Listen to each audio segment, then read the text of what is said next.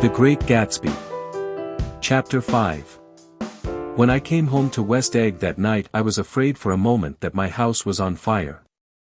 2 o'clock and the whole corner of the peninsula was blazing with light, which fell unreal on the shrubbery and made thin elongating glints upon the roadside wires. Turning a corner, I saw that it was Gatsby's house, lit from tower to cellar.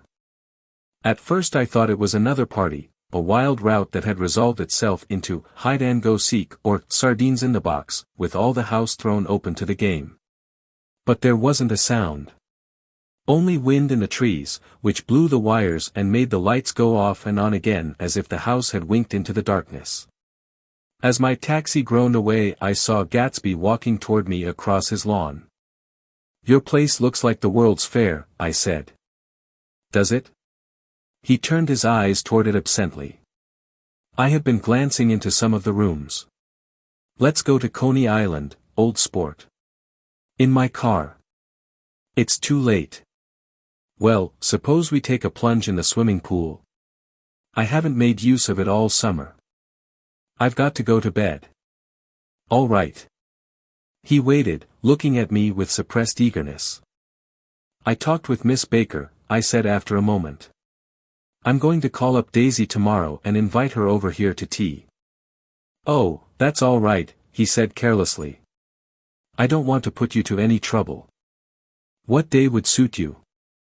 "What day would suit you," he corrected me quickly. "I don't want to put you to any trouble, you see." "How about the day after tomorrow?" He considered for a moment. Then, with reluctance, "I want to get the grass cut," he said.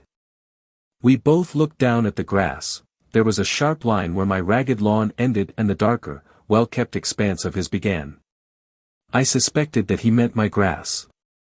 "There's another little thing," he said uncertainly, and hesitated.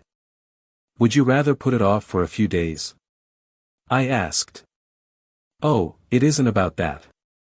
"At least," he fumbled with a series of beginnings. "Why," I thought, "why, look here, old sport, you don't make much money, do you?" "Not very much." This seemed to reassure him and he continued more confidently. "I thought you didn't, if you'll pardon you see, I carry on a little business on the side, a sort of sideline, you understand. And I thought that if you don't make very much, you're selling bonds, aren't you, old sport?" "Trying to." "Well, this would interest you. It wouldn't take up much of your time and you might pick up a nice bit of money. It happens to be a rather confidential sort of thing." I realize now that under different circumstances that conversation might have been one of the crises of my life. But, because the offer was obviously and tactlessly for a service to be rendered, I had no choice except to cut him off there. "I've got my hands full," I said. "I'm much obliged, but I couldn't take on any more work." "You wouldn't have to do any business with Wolfsheim." Evidently he thought that I was shying away from the connection mentioned at lunch, but I assured him he was wrong. He waited a moment longer, hoping I'd begin a conversation, but I was too absorbed to be responsive, so he went unwillingly home. The evening had made me lightheaded and happy. I think I walked into a deep sleep as I entered my front door. So I don't know whether or not Gatsby went to Coney Island, or for how many hours he glanced into rooms, while his house blazed gaudily on. I called up Daisy from the office next morning, and invited her to come to tea. "Don't bring Tom," I warned her. "What?" "Don't bring Tom."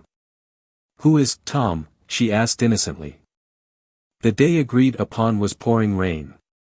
At 11 o'clock a man in a raincoat, dragging a lawn mower, tapped at my front door and said that Mr. Gatsby had sent him over to cut my grass.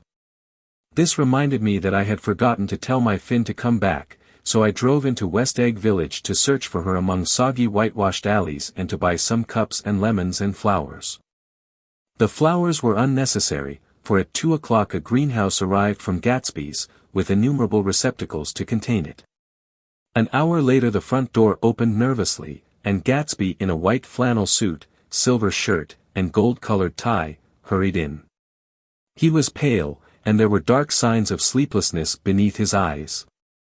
"Is everything all right?" he asked immediately. "The grass looks fine," if that's what you mean. What grass? He inquired blankly. Oh, the grass in the yard. He looked out the window at it, but, judging from his expression, I don't believe he saw a thing. Looks very good, he remarked vaguely. One of the papers said they thought the rain would stop about 4. I think it was the Journal.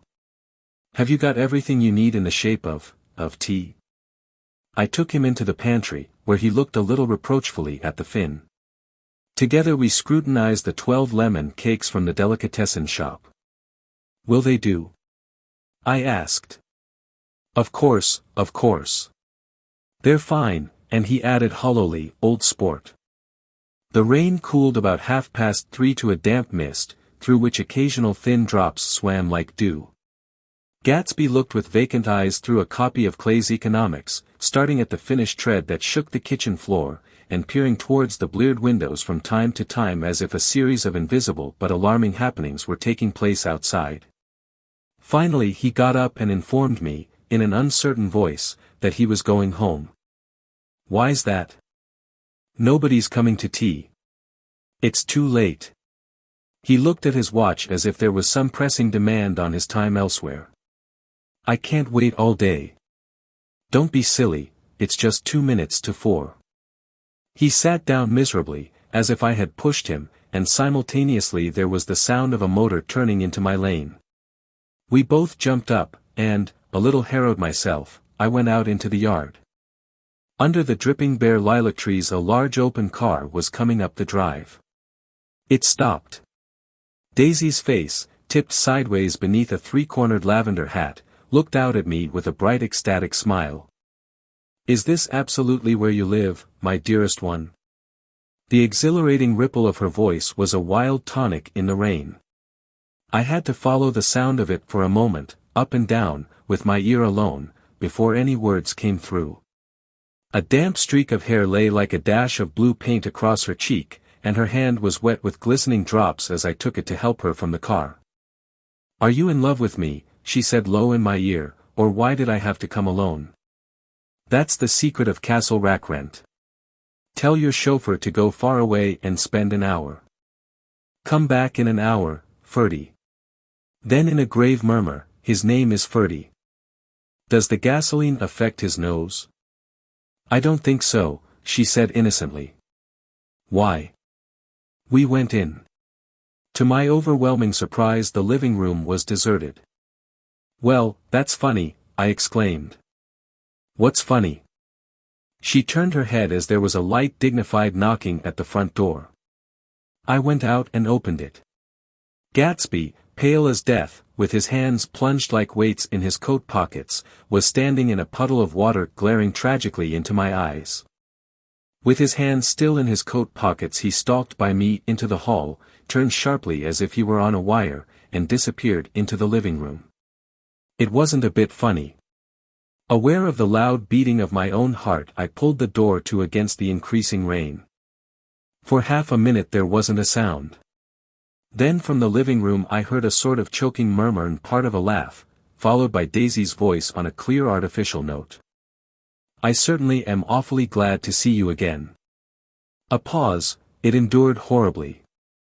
I had nothing to do in the hall, so I went into the room.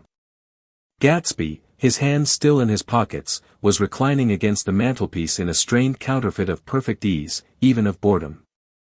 His head leaned back so far that it rested against the face of a defunct mantelpiece clock, and from this position his distraught eyes stared down at Daisy, who was sitting, frightened but graceful, on the edge of a stiff chair. We've met before, muttered Gatsby. His eyes glanced momentarily at me, and his lips parted with an abortive attempt at a laugh. Luckily the clock took this moment to tilt dangerously at the pressure of his head, whereupon he turned and caught it with trembling fingers, and set it back in place. Then he sat down, rigidly, his elbow on the arm of the sofa and his chin in his hand. I'm sorry about the clock, he said. My own face had now assumed a deep tropical burn. I couldn't muster up a single commonplace out of the 1,000 in my head. It's an old clock, I told them idiotically. I think we all believed for a moment that it had smashed in pieces on the floor. We haven't met for many years, said Daisy, her voice as matter-of-fact as it could ever be. 5 years next November.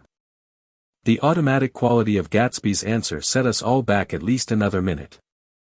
I had them both on their feet with the desperate suggestion that they help me make tea in the kitchen when the demoniac Finn brought it in on a tray. Amid the welcome confusion of cups and cakes a certain physical decency established itself. Gatsby got himself into a shadow and, while Daisy and I talked, looked conscientiously from one to the other of us with tense, unhappy eyes. However, as calmness wasn't an end in itself, I made an excuse at the first possible moment, and got to my feet. "Where are you going?" demanded Gatsby in immediate alarm. "I'll be back. I've got to speak to you about something before you go."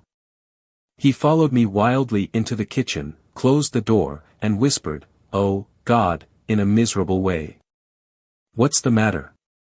"This is a terrible mistake," he said, shaking his head from side to side, "a terrible, terrible mistake. You're just embarrassed, that's all," and luckily, I added, Daisy's embarrassed too. "She's embarrassed," he repeated incredulously. "Just as much as you are. Don't talk so loud. You're acting like a little boy," I broke out impatiently. "Not only that, but you're rude. Daisy's sitting in there all alone."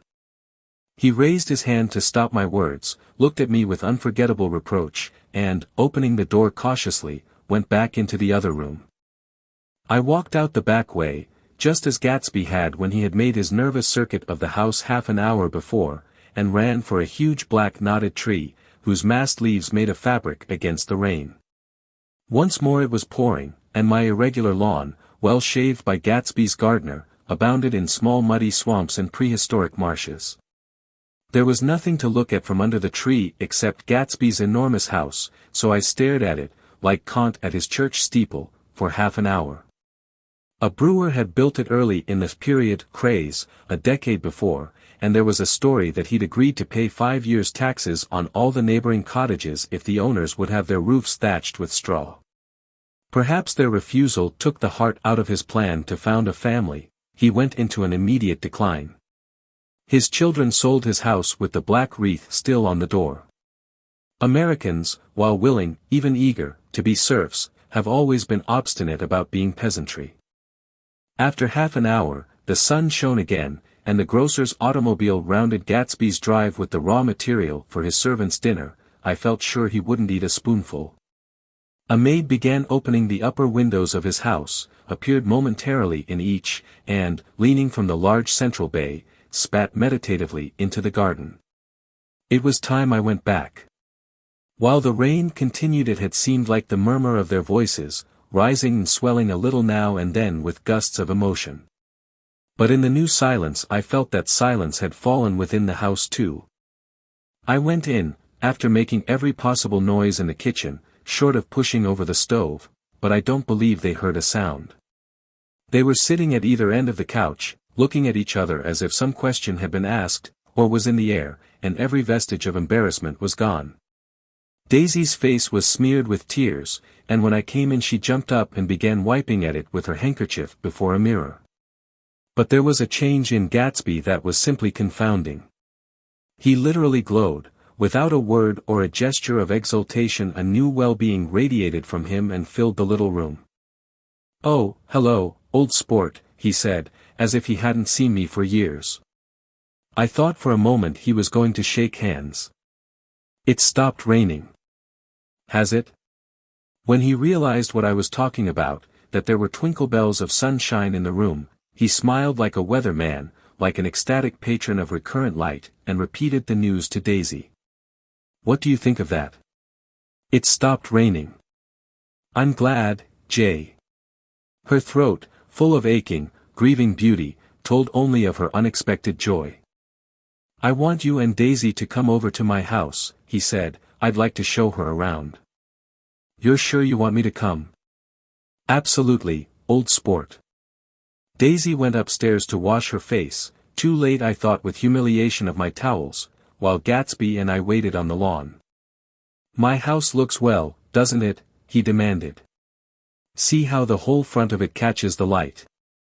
I agreed that it was splendid. Yes. His eyes went over it, every arched door and square tower. It took me just 3 years to earn the money that bought it.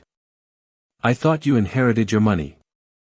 I did, old sport, he said automatically, but I lost most of it in the big panic, the panic of the war. I think he hardly knew what he was saying, for when I asked him what business he was in he answered, "That's my affair," before he realized that it wasn't an appropriate reply. "Oh, I've been in several things," he corrected himself. "I was in the drug business and then I was in the oil business. But I'm not in either one now." He looked at me with more attention. "Do you mean you've been thinking over what I proposed the other night?"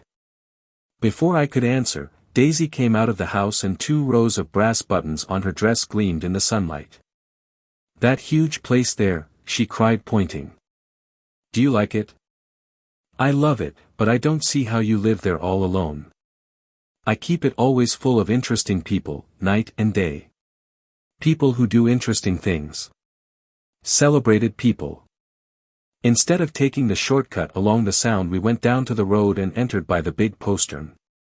With enchanting murmurs Daisy admired this aspect or that of the feudal silhouette against the sky, admired the gardens, the sparkling odor of jonquils and the frothy odor of hawthorn and plum blossoms and the pale gold odor of kiss me at the gate. It was strange to reach the marble steps and find no stir of bright dresses in and out the door, and hear no sound but bird voices in the trees. And inside, as we wandered through Marie Antoinette music rooms and restoration salons, I felt that there were guests concealed behind every couch and table, under orders to be breathlessly silent until we had passed through. As Gatsby closed the door of the Merton College Library, I could have sworn I heard the owl-eyed man break into ghostly laughter. We went upstairs, through period bedrooms swathed in rose and lavender silk and vivid with new flowers, through dressing rooms and poolrooms, and bathrooms with sunken baths, intruding into one chamber where a disheveled man in pajamas was doing liver exercises on the floor. It was Mr. Klipspringer, the boarder. I had seen him wandering hungrily about the beach that morning. Finally we came to Gatsby's own apartment, a bedroom and a bath, and an Adam's study, where we sat down and drank a glass of some chartreuse he took from a cupboard in the wall. He hadn't once ceased looking at Daisy, and I think he revalued everything in his house according to the measure of response it drew from her well-loved eyes. Sometimes too, he stared around at his possessions in a dazed way, as though in her actual and astounding presence none of it was any longer real. Once he nearly toppled down a flight of stairs. His bedroom was the simplest room of all, except where the dresser was garnished with a toilet set of pure dull gold. Daisy took the brush with delight and smoothed her hair, whereupon Gatsby sat down and shaded his eyes and began to laugh. "It's the funniest thing, old sport," he said hilariously. "I can't, when I try to." He had passed visibly through 2 states and was entering upon a third. After his embarrassment and his unreasoning joy he was consumed with wonder at her presence.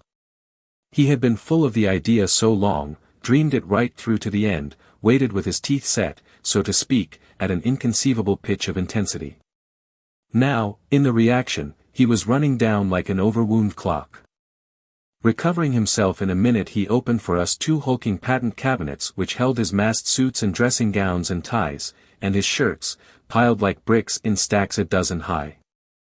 "I've got a man in England who buys me clothes. He sends over a selection of things at the beginning of each season, spring and fall." He took out a pile of shirts and began throwing them, one by one, before us, shirts of sheer linen and thick silk and fine flannel, which lost their folds as they fell and covered the table in many-colored disarray. While we admired he brought more and the soft rich heap mounted higher, shirts with stripes and scrolls and plaids in coral and apple green and lavender and faint orange, with monograms of Indian blue. Suddenly, with a strained sound, Daisy bent her head into the shirts and began to cry stormily. "They're such beautiful shirts," she sobbed, her voice muffled in the thick folds. "It makes me sad because I've never seen such beautiful shirts before."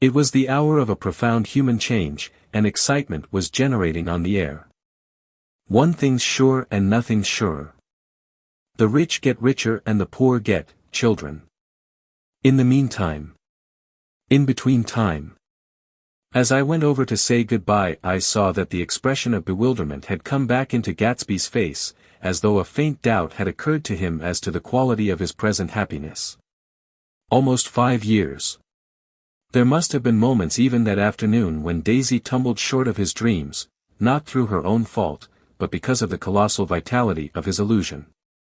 It had gone beyond her, beyond everything. He had thrown himself into it with a creative passion, adding to it all the time, decking it out with every bright feather that drifted his way. No amount of fire or freshness can challenge what a man can store up in his ghostly heart. As I watched him, he adjusted himself a little, visibly. His hand took hold of hers, and as she said something low in his ear he turned toward her with a rush of emotion. I think that voice held him most, with its fluctuating, feverish warmth, because it couldn't be overdreamed. That voice was a deathless song. They had forgotten me, but Daisy glanced up and held out her hand. Gatsby didn't know me now at all. I looked once more at them and they looked back at me, remotely, possessed by intense life. Then I went out of the room and down the marble steps into the rain, leaving them there together.